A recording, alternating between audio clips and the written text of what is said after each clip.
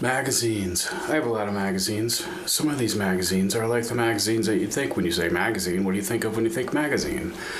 Back in the day, these are some very old magazines that are probably worth money. I didn't buy them. It wasn't me. This entire milk crate is,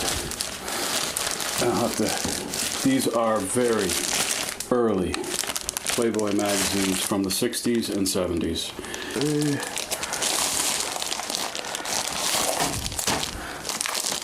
That one was. No, I just like the colors and everything. I know it's ladies and it's not very nice, and it's, but look at the stereo ads.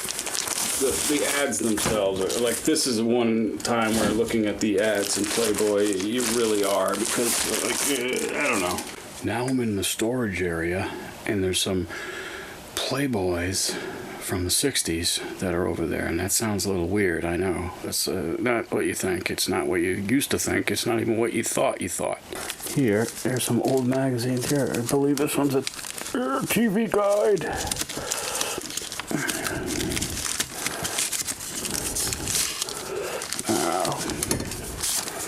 Here's a TV Guide from September 1975. That's pretty cool. But these are them. Oh yeah, these are from the 60s. That's 1966. This is a whole bunch of them. I don't know how many of these I have. These are from the 60s, 67.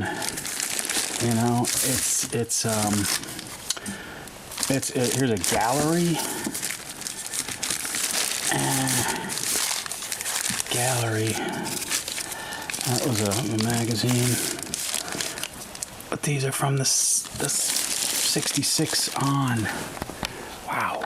So those are the naked magazines, but it's like not really. It's not. I don't know. Whatever. It's not because they're naked. It's because they're magazines of the time that are worth money. I want to sell them.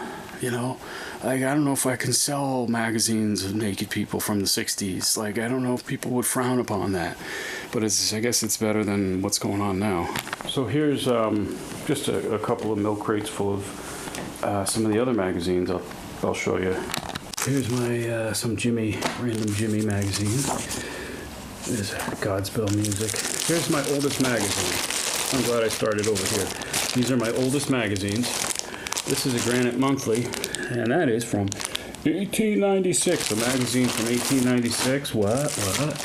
This one is from.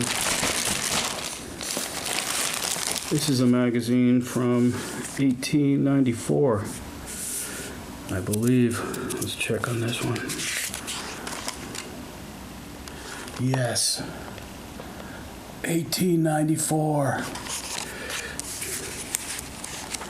This is a magazine from 1894. I have two magazines from 1894, but these are my oldest magazines. And I have a bunch of different blues magazines, different genres of music, living blues. This one is actually worth money. This is a parody of Playboy, and this is from the 60s, and it is in itself, this is a Harvard Lampoon parody for Playboy. This is worth some money. And then, of course, I kept a bunch of magazines when historical figures died. I would keep their magazines, and I have a lot of those. And, of course, if it had my friend James on the cover, I'd always buy it anyway. Lots of James. There's James. Jimmy James. Anytime you see James, I was like, okay, here's my Pokemon card. Jimi Hendrix is my Pokemon card. Some great pictures here that was from a lyric book. High Times and Jimmy. And guitar player. This is just a Down East magazine. speaking of James, there he is there on the Rolling Stone. We'll start here in the beginning of the Rolling Stones. That I have when Rolling Stone was a newspaper. I have some of those, and very interesting the way they had the newspaper like that. Here's one where they had it instead of landscape, it was whatever. It was different. There's Mick Jagger. This is from the 70s here. And then I have, I've got this one here. This one is a Allman Brothers Rolling Stone, and it is autographed by Greg Allman. So that's kind of cool. So I got that going for me. But some of the other ones here are cool. You know, that is classic, you know, and that's by Ben Fong Torres. You know, he's very well known throughout history here. I bet there's some Hunter S. Thompson articles in some of these too. That's not Bill Hicks, that's Dan Hicks. Not to be confused with Dan Hicks and his Hot Licks. This is from 73, that's a nice one. There's this fucking guy again. And his late wife, she was pretty cool. And this is from 74. It's Mecca, or whatever the fuck. There's another Ben Fong Torres article for Bobby D. Knocking on Dylan's door. And this is from 74, like the Rolling Thunder tour. And then the Mick Jagger one from March of 73, that's pretty cool. And these were some of the Rolling Stone that I had, a subscription to this Rolling Stone in the 80s when I was a teenager, because I thought that was what you needed to do. This one's from the 90s, I think. Jimmy. That's from 87. This is a big one. This is a very big one. This is the 10th anniversary, and this is 20th anniversary. 87, yeah, because they started in 67. And then just various copies of that from the 80s. You know, the Pink Floyd when those come out. 87 yearbook. Look how much variety of music we had back in those days. We had a lot of different musics and a lot of different bands. This is from 1990. George Harrison, Michael J. Fox, Van Halen, the new Madonna. She's always reinventing herself. Michael Douglas. And the Tom Petty, that was, I don't know, whatever. Oh, this guy, fuck him. And Peter Gabriel. Fucking Jerry. James Brown. Heavy metal. It's loud, it's ugly, it won't go away. Shut the fuck up. It sure is going away now. Thanks, fucking Christ. It's not even heavy metal. Eddie Murphy. Rob Lowe. Here's the Dupree Diamond. That's a Deadhead newspaper magazine. This one was great. This is before the internet. We didn't have any way to check up on some jam bands, you know. We had to like learn about the jam bands through publications like this. No internet back then. These are some random Boston magazines. These are from the 70s. This was a free from BCN publication, the Boston Phonograph, which is really interesting. This is another one from that. Here are some English papers. I think this is English from 73. Is it the New Seekers? Yeah, the New Seekers. Some more Boston rock. Look at that record case there.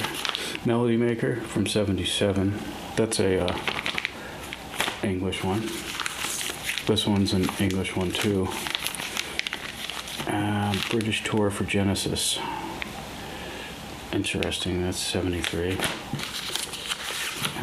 This is 77. That might be, I think that's English. Melody Maker here. Bowie and Roxy, Faces Tour. It's Alice Cooper. Great. How Nixon's victory will affect pop. Oh. Some of these magazines I had when I was growing up. This is Boy's Life, which is a for Boy Scouts. You know, it's just kind of silly that I kept it, but there's kind of cool stuff in it. You know. And I just couldn't throw away something like this. I don't know why. I guess I'm a hoarder. Some of the stuff is good that I hoarded. Here's a Mad magazine from June 1983. I don't know. You tell me. Is that not the coolest thing? Mad magazine used to be great. Here's some more of the news magazines that I have. That was from 85, so I have some 80s in there. Just if the cover looked good. This is kind of funny. Okay, there's Boy's Life, and it's a Statue of Liberty because 86, 85 is when they 86 is when they rededicated the statue. But look at the title here: Boy's Life, Miss Liberty's coming out party. Okay, I don't know. That sounds a little different than what we thought it was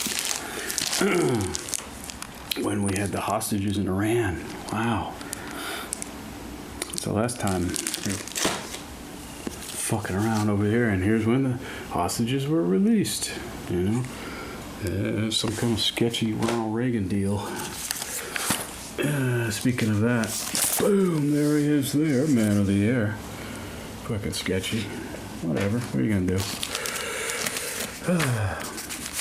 This is when the world was gonna end. I don't know if you know this or not, but May 21st, 2011, the world is gonna end, and it did not. Just a spoiler.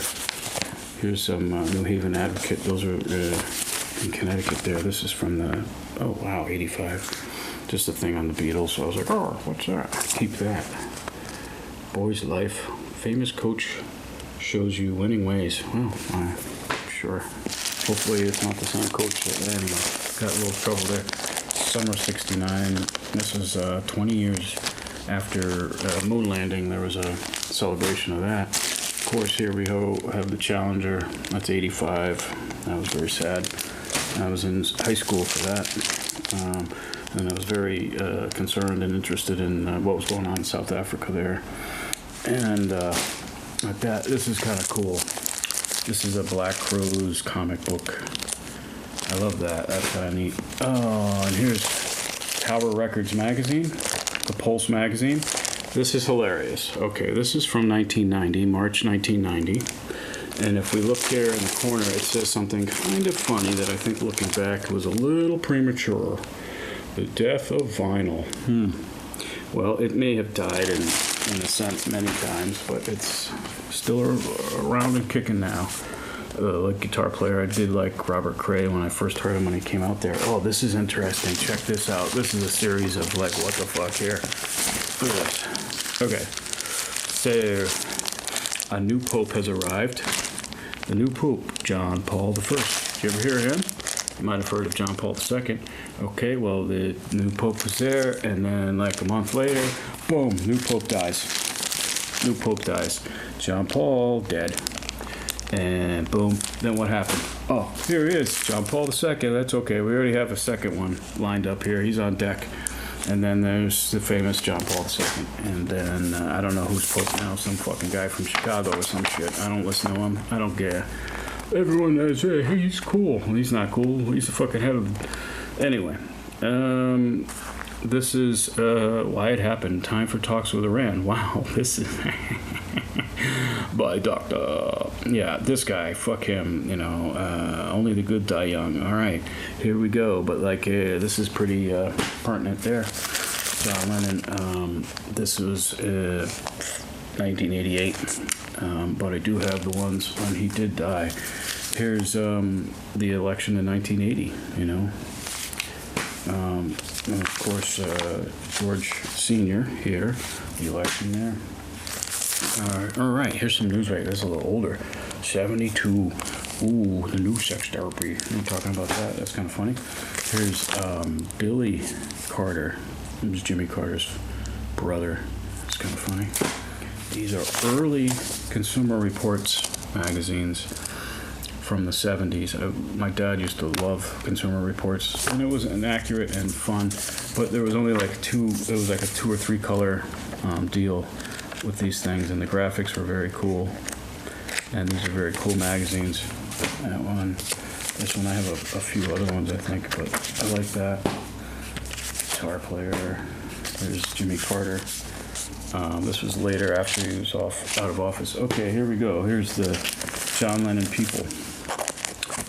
This one I think might be valuable, and I bagged it immediately. I was 11 years old. I felt the importance and everything of the situation, and I bagged it. That's the original one there. I bagged that one. Glad I bagged it.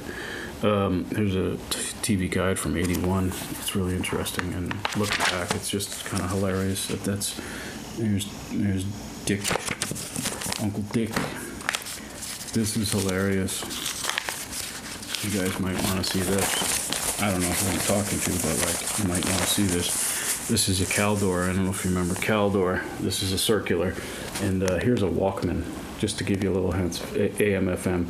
This is how much they were back in early on. That's $133, which is probably what they are now. But this is from 1982, so there's a Walkman there for $133, which probably in today's world would be a lot more than that. There's some underwear and what have you. And Ronald Reagan, a fresh start, yeah, whatever. 1980, yeah, okay, for some people. Reagan's illness, yeah, I didn't quite go into too much on that one. There's Life magazine. This is a Woodstock 20th anniversary special. I like Woodstock. Just a musician's magazine. This is the Beatles book there, the Chronicle there. Here's another Jimmy. Jimmy's everywhere. This is just one of those. This is the one that I wanted to see. This is another one, like the People magazine. This is an original. Here's a little thing on there. I tried to peel the label off my dad's name and address. But this is, yeah, that's that. This is cool. This is when I first saw holograms. This is a National Geographic with a hologram cover from December of, it's a hologram, so I can't read, 88, I think it says. It's a National, hold on. This is a holographic National Geographic. It's very strange. I try to protect it because you get a fingerprint on it, and let's see if I can hold it up and get that. It is so cool. These things were great growing up. National Geographic, enjoyed them, and the color photographs, and there may be sort of like culturally insensitive things that the National Geographic people did, but it was all, and then they had the maps inside that we used to get out and put on the wall. And here's a McDonald's ad in holographic. Wow, that's kind of neat. What does it say? Bum, bum, bum, bum, bum, go fuck yourself. I love these Mechanics Illustrated ones. This one is probably 60, early 60s. 61. But the ads are really great. Colors, really great. Fixing up the rumpus room. This stuff here, this was just wonderful shit. Oh, I love that. They have the pin-up girl type. Yeah, that's funny. It's a little clumsy. But this is it. This is it. Lots of magazines. I have a number of these. These are song lyric magazines. This one is from 1941. This is before World War II, before we got involved with World War II. I think it is just before But that's Jimmy Stewart and Paulette Goddard. And these are just song lyrics for songs, kind of funny. That's from 1941. This one is from probably around the same time. Then there's a variety of different music magazines I've got from the 70s. This is amazing. Okay. This one I pulled out of the trash not long ago. I might have talked about it. A couple of these here. Broadside from the 1966, just before the Newport Folk Festival. And this is from Cambridge, Mass. And you might notice in this one that there's no mention of Bob Dylan. The year before, it was all about Bob Dylan and the folk scene. But apparently people were mad at him. Why were they mad at him? Well, the year before, he'd decided to, I don't know, create a genre. And people got upset about that. All right, here we go. Crawdaddy. Heard of that magazine, have you? Maybe. August 1967. This is Crawdaddy, issue number 10 from July, from the Summer of Love, essentially. Okay, look at this. There's Bobby and Jerry. This is incredible. These are photos that, let me put the credit there. You know, some of these photos may not have seen the light of day in a while. Stevie Winwood,